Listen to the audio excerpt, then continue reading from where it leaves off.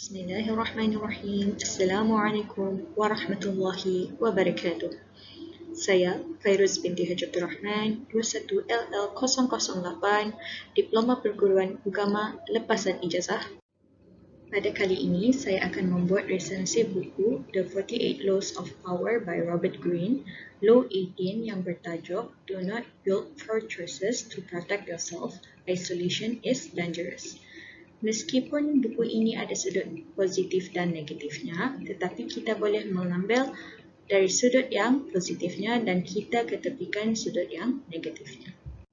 Dalam tajuk ini, penulis telah membuat perbandingan tentang kisah Qin Shi Huangdi, the first emperor of China, dan juga Louis the 14th. Undang-undang yang telah dibuat dan ditulis ketika pemerintahan Qin Shi Huangdi telah membuatkan dia mempunyai banyak musuh, yang mana ia juga membuatkan dirinya takut dan menjadi paranoid. Kemudian dia mengasingkan dirinya dalam istananya, sehingga dia tidur di bilik yang berbeza setiap malam. Sesiapa yang ternampak dirinya akan terus dipancung kerana tidak mahu ada yang mengetahui keberadaannya. Bahkan, keluarganya sendiri tidak tahu keberadaannya di mana. Hanya sedikit sahaja dari kalangan menteri dan pengawal yang mengetahui keberadaannya.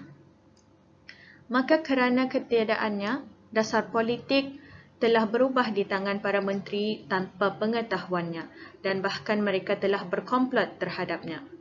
Bahkan, ketika dia meninggal dunia, he died alone, far from his family, wife and friends, dan hanya ditemankan oleh menterinya. Yang mana spekulasi mengatakan bahawa menteri tersebut adalah yang meracuninya dan menteri tersebut juga adalah merupakan menteri yang sama yang telah mendorongnya untuk mengasingkan diri. Manakala Louis the 14th pula sebaliknya, dia adalah merupakan raja yang mempunyai pemikiran bahawa pengasingan raja sangat berbahaya. Bahkan bilik tidurnya adalah pada bahagian tengah istana agar menjadi fokus dan perhatian semua orang dan agar dia mengetahui segala apa yang berlaku. Baginya, jika dia sebagai raja mengasingkan diri, akan muncul konspirasi dan akan berlaku pemberontakan sebelum dia sempat untuk bertindak. Oleh itu, berlawanan dari Emperor pertama China, Louis the 14th, mengetahui segala yang berlaku. Not a pin drop without Louis the 14th hearing it. Jadi, kenapa pengasingan itu dikatakan bahaya? Ini adalah kerana kita tidak dapat mendengar dan melihat apa yang berlaku di sekeliling kita. Ia akan menyebabkan kita terputus dengan dunia luar. Ini juga kerana kita akan kehilangan komunikasi dan interaksi dengan masyarakat. Ia juga akan menyebabkan terputusnya segala jenis pengetahuan yang mana hidup kita bergantung kepada pengetahuan tersebut. Bahkan, kita tidak akan tahu jikalau ada yang membuat komplot terhadap kita.